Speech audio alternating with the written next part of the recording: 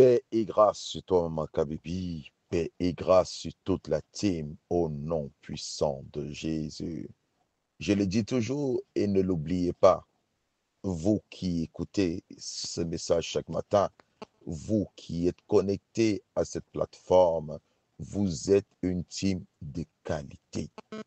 Et je ne le dis pas comme tout le monde pourrait le dire, mais je le dis comme un fils de Dieu, un moi de Dieu. Je le dis parce que je crois en ce que vous êtes. Je le dis parce que le désir de mon cœur, c'est que l'Éternel vous accompagne et qu'il fasse de vous des personnes de qualité. Vous êtes ses enfants. Il n'est pas n'importe quel père. Il est un père de qualité. Celui qui donne à ses enfants des choses impressionnantes. Celui qui veut que ses enfants brillent. Parce que Jésus-Christ dit que vous êtes la lumière du monde. Le monde est dans les ténèbres. Et Jésus choisit des hommes pécheurs qu'il a sauvés. Il a fait d'eux les enfants de son Père. Il a fait d'eux ses frères. Et il fait d'eux dans ce monde un flambeau. Tu es un flambeau. Tu existes pour éclairer le monde. Et pour éclairer le monde, tu as besoin que Dieu se manifeste au travers de toi. Si le monde ne croit pas en l'existence de Dieu, en te voyant, en t'écoutant, en voyant cette merveille que tu es, en voyant, en assistant à toutes les victoires que tu auras, en voyant cet éclat sur ton visage, cette joie, cette paix, le monde croira que Dieu existe vraiment. Parce que Jésus-Christ dit ceci. Il le dit à ses disciples. Si Lazare est mort et qu'il a été enseveli, c'est pour que vous croyez que moi, j'ai été envoyé par Dieu. Et c'est pourquoi je vais aller le ressusciter. Dieu te fera accomplir des grandes choses. Je parle à quelqu'un ce matin. C'est un mercredi miracle. Dieu te fera accomplir des grandes choses. J'aimerais que tu écrives dans les commentaires, je suis une personne de qualité. Dieu te fera accomplir des grandes choses afin que les yeux des personnes se tournent vers toi. Afin que des gens rendent témoignage de toi. C'est un mercredi miracle. C'est un mercredi témoignage. Et des gens rendront témoignage de toi au travers de ce que Dieu fera. Au travers de cette vie abondante que Dieu t'offrira. Au travers de ces merveilles que Dieu opérera. Dieu s'apprête à rendre ton nom populaire. Dieu s'apprête à rendre ton nom grand. Comme tu es dans cette team, que nous appelons et nous sommes conscients que nous sommes une team de qualité, vous et moi espérons vivre des choses de qualité. Parce que Dieu n'est pas un homme pour mentir, ni un fils de l'homme pour se repentir. Ce que Dieu a prévu de faire, il le fera et personne ne va le lui empêcher. Je m'adresse à toi particulièrement qui pense que Dieu t'a abandonné, qui pense que Dieu ne t'écoute pas, qui pense que Dieu ne voit pas ta difficulté, ne voit pas ton humiliation. Je t'ai dit, cette année ne se terminera pas sans que tu n'aies vécu la gloire de Dieu. Je te le dis, cette année ne se passera pas sans que Dieu ne se soit manifesté pleinement et abondamment dans ta vie. Je parle de chaque domaine de votre vie, chaque domaine respectif. Le Seigneur s'engage pleinement. Il s'engage pleinement pour faire de vous cette flamme au milieu de votre famille, ce flambeau, cette lumière, cet exemple, cette référence. Croyez-y. Croyez-y. Il va vous libérer. Des gens qui vous connaissaient dans cette mauvaise voie vont se rendre compte qu'il y a quelque chose qui s'est passé en vous. Il y a un changement qui s'est opéré. Il y a un miracle qui s'est opéré. Des personnes qui vous ont vu humilier vont commencer à vous célébrer sans se rendre compte pourquoi ils vous célèbrent. Parce que Dieu ne fait rien pour rien. Quand Dieu parle, il respecte sa parole. Quand Dieu dit une chose, il veille à ce que cela s'accomplisse. Une vie en abondance par la voie du miracle. Une vie en abondance par la main puissante de Dieu sur toi. Cette main puissante qui te tire de l'humiliation. Oh, pendant que je parle en ce moment, le Seigneur me montre une vision de cet enfant qui est dans le ventre de sa mère.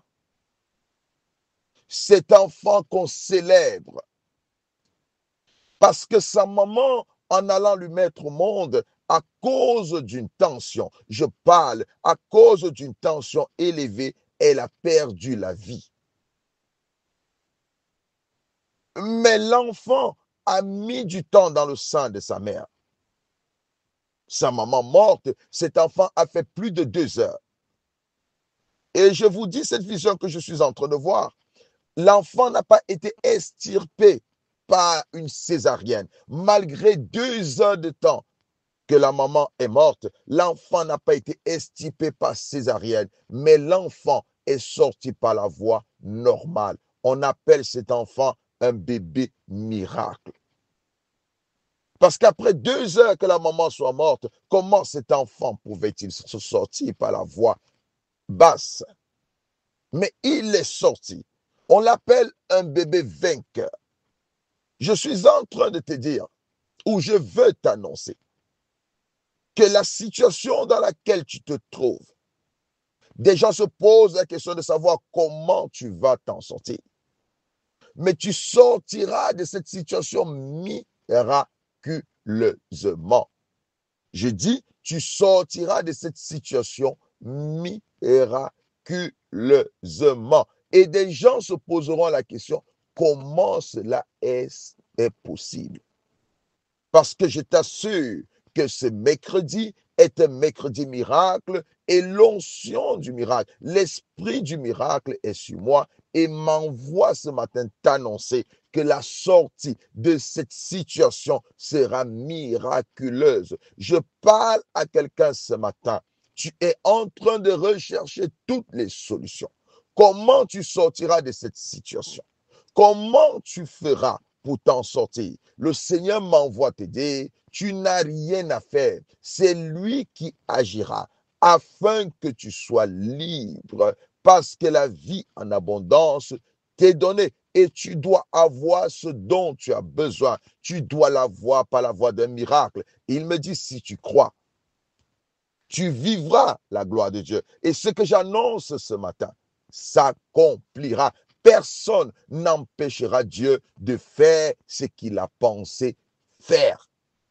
Il me dit, personne ne l'empêchera d'accomplir sa volonté. Personne ne l'empêchera de te bénir, de restaurer ta vie.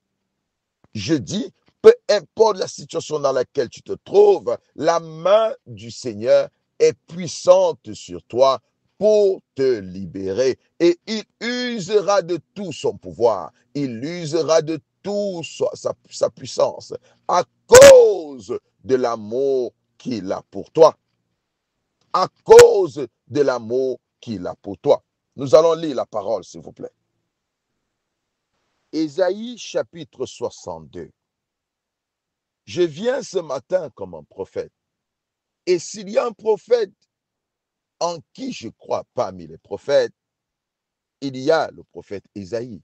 Chaque fois que je lis un livre d'Ésaïe, que l'Éternel me met à cœur de le lire, je crois pleinement qu'il y a une bénédiction au travers de cette parole et je crois que cette parole est mienne.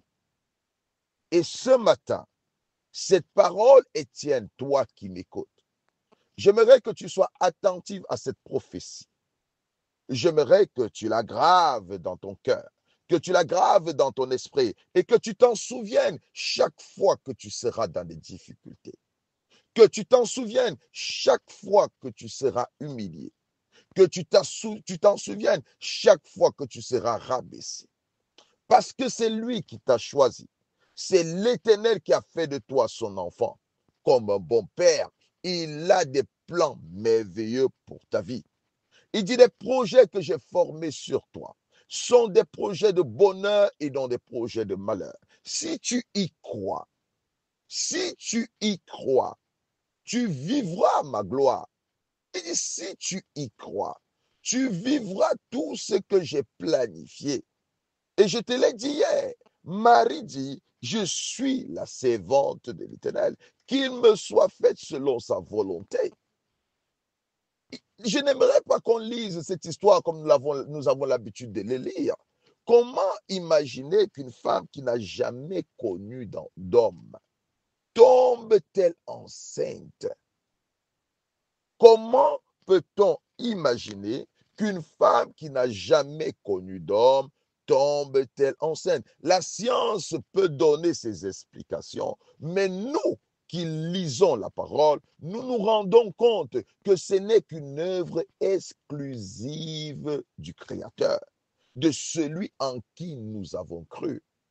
Et Marie dit dans son cantique, toutes les générations me diront bienheureuse, parce que l'Éternel a jeté un regard sur la bassesse de sa servante.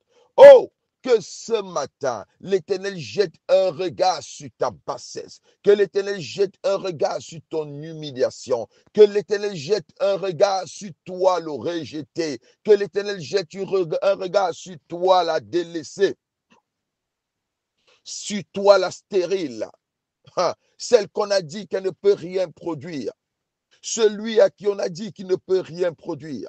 Que ce matin, le regard de l'Éternel soit jeté sur ta bassesse, sur ton humiliation. Que le regard de l'Éternel soit jeté sur toi. Et que l'Éternel te sorte de cette situation en t'honorant. Sûrement, il y a quelque chose qui te rabaisse. Oh mon Dieu, il y a quelque chose qui t'humilie. Il y a quelque chose qui se passe dans ta vie. La chose avec laquelle tu luttes, tu supplies l'Éternel, tu te dis qu'il va te délivrer de cette chaîne. Je suis là pour te dire. C'est un mercredi miracle, mon Dieu, mon Dieu. Pendant que je te parle ce matin, je suis rempli d'une émotion forte, que les larmes coulent de mes yeux, parce que l'Éternel me fait ressentir ce qu'un de ses enfants ressent en ce moment. Il m'envoie te dire qu'il est ton Père. Il ne t'a jamais abandonné. Il voit ton humiliation. Il voit ta bassesse. Combien de personnes te disent que tu es inutile? Je parle à une femme qui a étudié, à une femme qui sait qu'elle est belle et elle n'a pas de mari jusqu'à présent. Elle n'a pas d'enfant jusqu'à présent et elle est humiliée. Elle est humiliée, elle est rabaissée. L'Éternel va te dire, j'ai vu ta bassesse, j'ai vu ta bassesse et ma main est puissante sur toi pour te relever. Il me demande de te dire, si tu crois en cette parole, tu vis sa gloire. Tu vivras sa gloire. Il n'est pas un homme pour mentir, ni un fils de l'homme pour se repentir. Il est le Créateur. Il est celui qui amène à l'existence des choses qui n'existent pas comme si elles existaient déjà. Il est celui qui donne un enfant à une femme vierge, qui fait qu'une femme vierge porte un enfant et qu'elle accouche dans de très bonnes conditions. Et il me dit, si tu crois en cela, tu vis cette gloire. Nous sommes dans un mercredi miracle. Et cette onction qui m'enveloppe ce matin, ce mercredi, cette onction qui est sur moi, et cette onction qui se dégage au travers de cette parole que tu entends, et cette onction qui affecte toute personne qui écoute ce message, et cette onction qui restaure la vie de toute personne qui entend ce message, et cette onction qui entre même dans les souterrains pour briser les chaînes de celui et celle qui se trouve enchaîné par le méchant pour sa perte, enchaîné par le méchant pour une vie d'humiliation, enchaîné par le méchant pour que sa vie soit détruite. Et aujourd'hui, l'Éternel me dit qu'il s'élève pour toi. Cette prophétie que tu t'apprêtes à écouter, cette prophétie, cette parole prophétique que tu t'apprêtes à écouter, Étienne, au travers de cette parole, je t'accompagnerai pour t'expliquer exactement ce que le Seigneur fera, parce qu'il le fera. Et il a promis, il le fait. Jésus a dit, détruisez ce temple et en 3 jours, je le bâtirai. Il a dit à ses disciples, je serai ressuscité. Thomas n'avait pas tort de ne pas croire. Comment est-il possible? Celui qui a été flagellé, celui qui a été détruit, je l'ai vu de mes propres yeux. J'ai assisté à son humiliation. J'ai assisté à ses blessures. Le genre de blessures qu'il avait au corps, la façon dont son corps avait été déchiré, la façon dont il avait été humilié. Il n'a pas pu se défendre lui-même. Il n'a pas pu descendre de sa croix. Et vous allez me dire qu'il est ressuscité. Comment? Comment est-il ressuscité des morts? Comment est-il possible? Thomas n'arrivait pas à réaliser, il n'arrivait pas à croire. Et quand Thomas a vu cela, il dit, oh mon Dieu, mon Dieu, mon Dieu. Thomas s'est humilié. Thomas s'est humilié. Il a reconnu qu'il n'y avait que Dieu pour le faire. C'est pourquoi il s'exclame. Il dit, oh mon Dieu, mon Dieu.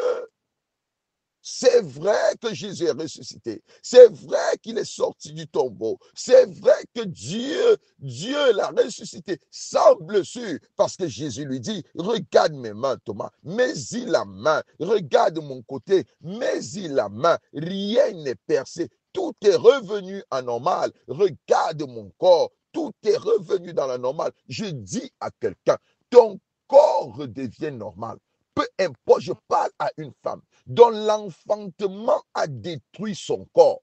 Je dis, ton corps redevient normal comme celui d'un bébé. Je le proclame au nom de Jésus parce que je crois sur cette parole. Je proclame que ton corps redevient comme celui d'un bébé. Reçois cela au nom de Jésus. Je parle d'un homme dont la maladie a détruit son corps. Je dis maintenant même, je le proclame. Tu reçois ton corps et il redevient comme celui d'un bébé. Je le déclare aujourd'hui. Je parle à cette femme dont on a mis un masque de vieillesse. Tu es revêtu d'un masque et personne ne te regarde. Tu pleures dans ta chambre et aujourd'hui tu as pleuré. Tu as dit, Seigneur, pourquoi personne ne me regarde? Pourquoi personne ne me regarde? Je prie pour toi. Tu reçois un corps nouveau, un corps éclatant. Ta peau change et ce voile de ce masque te quitte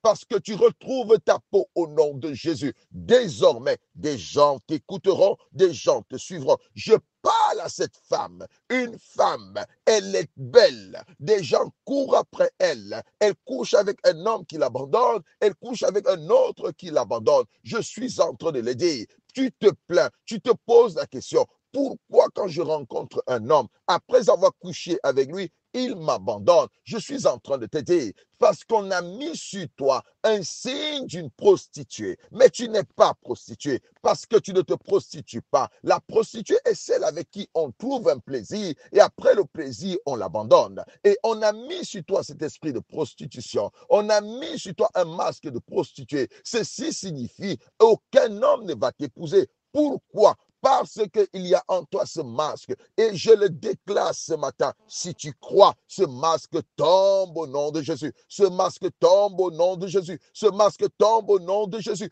Et tu es libéré au nom de Jésus. Je parle à une femme qui m'écoute.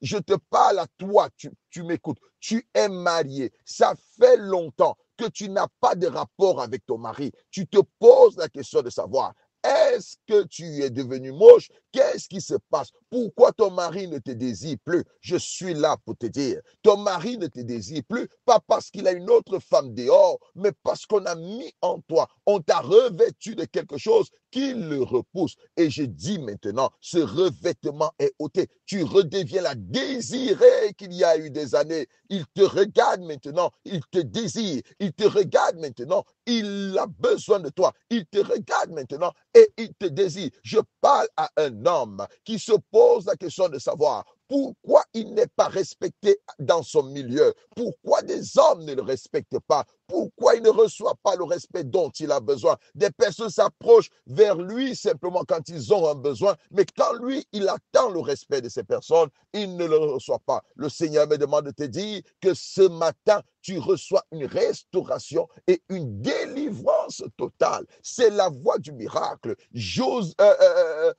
Lazare, quand il est sorti du tombeau, des gens sont sortis de partout pour venir le visiter. Et le miracle se produit dans la vie d'une personne. Le miracle se produit dans la vie d'une personne. Ce que tu n'as pas pu recevoir par la voix d'un homme, par la voix d'une personne, d'un membre de ta famille, d'une connaissance, tu le reçois de Dieu maintenant parce que Dieu s'engage à te visiter. Je t'ai dit, c'est un mercredi miracle. Toute déclaration que je fais ce matin, le Seigneur accompagne chacune de mes déclarations et il l'accomplit parce qu'il ne l'accomplit pas en mon nom, il le fait au nom de Jésus. Parce que Jésus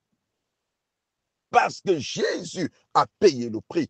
Et Jésus a honoré Dieu. Et Jésus a dit, tout ce que je dirai, je demanderai en son nom, il le fera. Et je crois que ce matin, un miracle est en train de produire dans la vie d'une personne. Un miracle est entré dans la maison d'une personne. Et je dis, tu es assis sur un miracle. Peu importe la condition que tu traverses, je n'ai pas besoin de savoir. Je n'ai pas besoin de savoir dans quel pays tu te trouves. Je n'ai pas besoin de savoir les lois de ce pays, les lois de ta famille. Mais je viens t'annoncer ce que l'Éternel me fait connaître. Il me fait connaître que c'est ton jour. Il me fait connaître que c'est ton heure. Que si tu crois en cette parole, des choses commencent à changer dans ta maison. Des choses commencent à changer dans ta maison.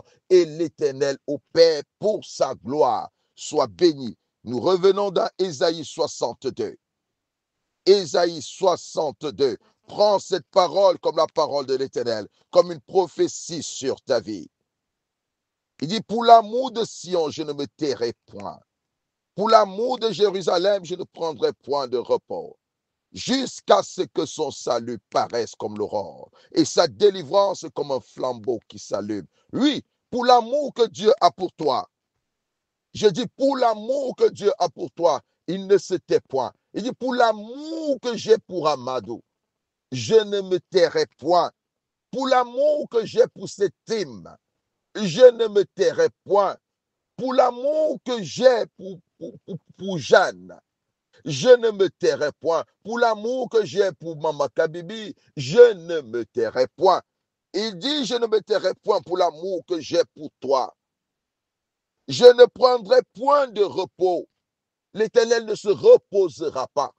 Il ne se reposera pas jusqu'à ce qu'il ait fini d'accomplir. Quand il a décidé de créer tout, d'amener à l'existence, de séparer la lumière des ténèbres. Dans Genèse, il est dit que la terre était informe et vide et l'Esprit du Seigneur se mouvait. Et Dieu dit, quand il a commencé à travailler pour faire exister des choses, c'était des miracles en miracles. Il s'est reposé le 7e jour après qu'il ait tout créé. Et la Bible dit, tout ce qu'il a fait, il a vu que c'était bon.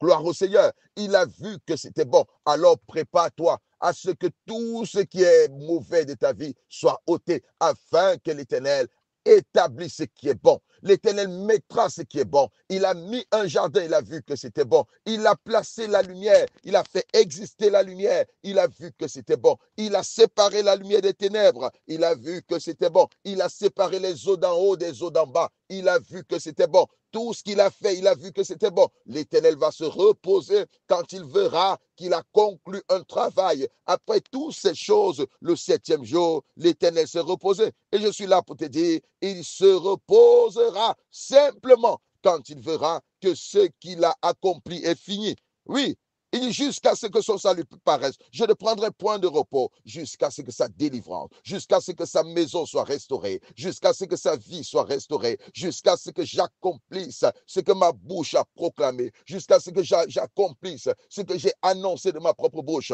Je ne garderai point silence jusqu'à ce que son salut paraisse. Il dit au verset 2, alors les nations verront ton salut.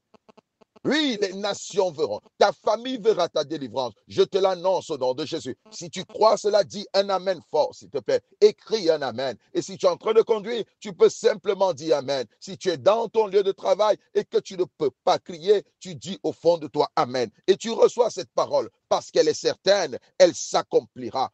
Il dit, que les nations verront ta gloire. Oui, oui, oui, oui. Ta famille verra ta gloire. Les hommes verront ta gloire. Ceux qui t'ont vu humilié verront ton salut, verront ta délivrance. Verront ta délivrance. Et ceux qui sont élevés verront ta gloire. Et il dit, et l'on t'appellera d'un nom nouveau, que la bouche de l'Éternel déterminera.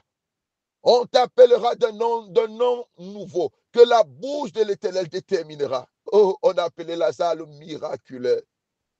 On a appelé Lazare le miraculeux. J'ai dit, on t'appellera d'un homme nouveau. Marie a dit, toutes les générations me diront bienheureuse. On l'appellera bienheureuse. Oh, qu'on t'appelle d'un nom nouveau. Le nom que l'Éternel a déterminé. Ta situation a peut-être un nom, mais la solution à ta situation vient avec un nouveau nom. Je le déclare sur ta vie au nom de Jésus. Ce problème qui te perturbe a un nom, mais la résolution de ce problème vient avec un nom. Reçois-le au nom de Jésus, parce que cette prophétie est certaine. Elle ne vient pas de la part du pasteur Amadou, elle est prononcée, annoncée par la bouche du pasteur Amadou, mais remplie, conduite par l'Esprit de Dieu. Et celui qui l'accomplit, c'est celui-là qui a mis cette parole dans mon cœur. C'est le Seigneur, parce que c'est lui seul qui l'accomplit. Oh! Au verset 3, il dit, tu seras une couronne éclatante dans la main de l'Éternel. Abandonne-toi. Abandonne-toi dans la main de l'Éternel. Je t'ai dit hier, abandonne-toi volontairement au Saint-Esprit. Je te l'ai dit hier, abandonne-toi volontairement au Saint-Esprit. Il dit, tu seras une couronne éclatante dans la main de l'Éternel. Quand le Saint-Esprit te saisit, tu deviens une couronne éclatante. Samson était une couronne éclatante. Oh, David était une couronne éclatante. Tu es une couronne éclatante quand tu deviens une personne solution. Tu es une couronne éclatante quand tu deviens un modèle pour beaucoup de personnes. Tu es une couronne éclatante quand tu deviens la joie de plusieurs, l'exemple de plusieurs, le témoignage de plusieurs. Tu deviens une couronne éclatante. Comme c'est un mercredi miracle, un mercredi témoignage, je dis, tu es la couronne entre la main de l'Éternel.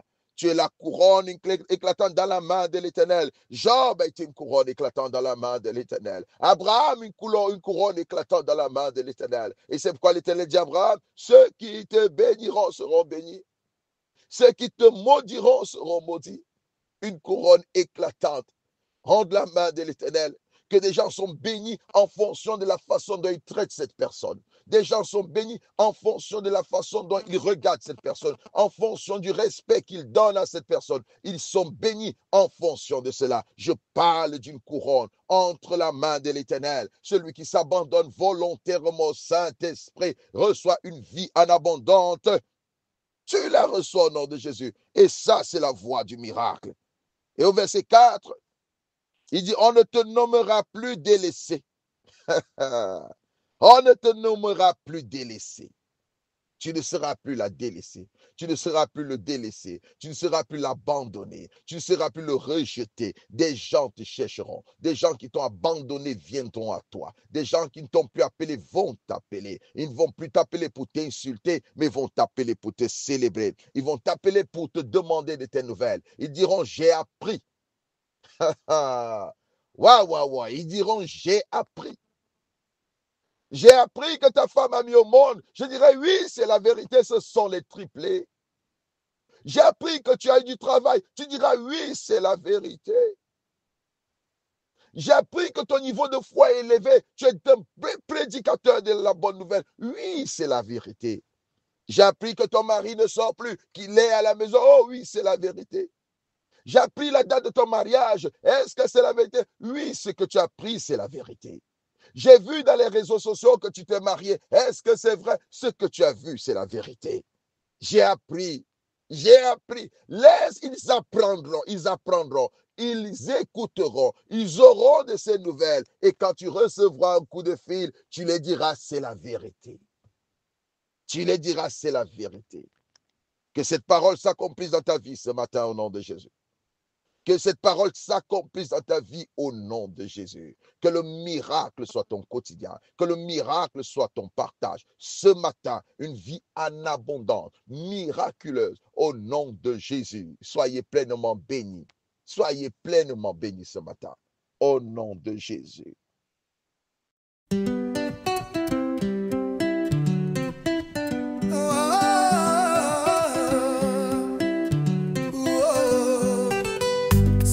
Jésus, Seigneur Jésus, Seigneur Jésus,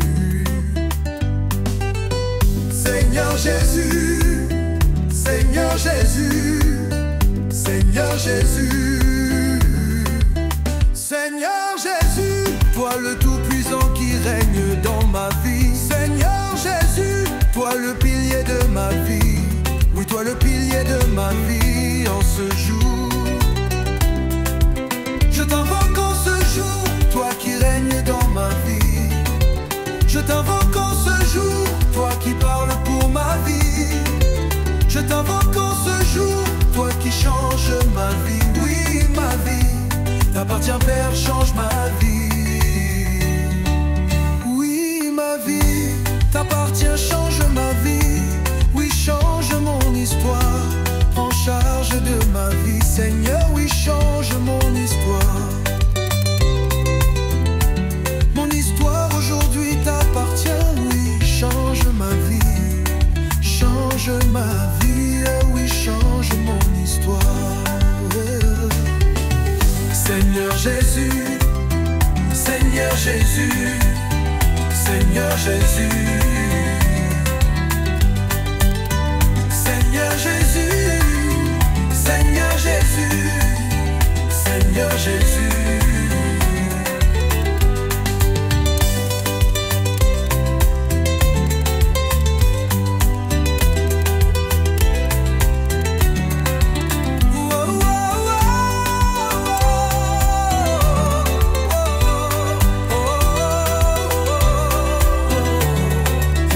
Seigneur Jésus, toi le Tout-Puissant qui règne dans ma vie. Seigneur Jésus, toi le pilier de ma vie. Oui, toi le pilier de ma vie en ce jour. Je t'invoque en ce jour, toi qui règnes dans ma vie. Je t'invoque en ce jour, toi qui parles pour ma vie. Je t'invoque en ce jour, toi qui changes ma vie. Oui, ma vie t'appartient, Père, change ma vie. Oui, ma vie t'appartient, change ma vie. Oui, change mon histoire. Prends charge de ma vie, Seigneur. Oui, change mon histoire. Ma vie, change ma vie. Oui, change mon histoire. Seigneur Jésus.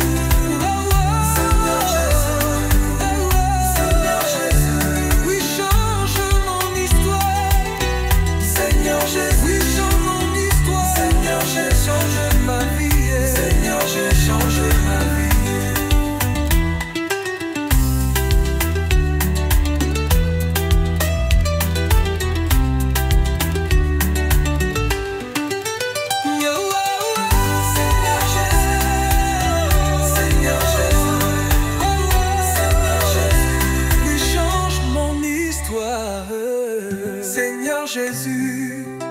Seigneur Jésus, Seigneur Jésus.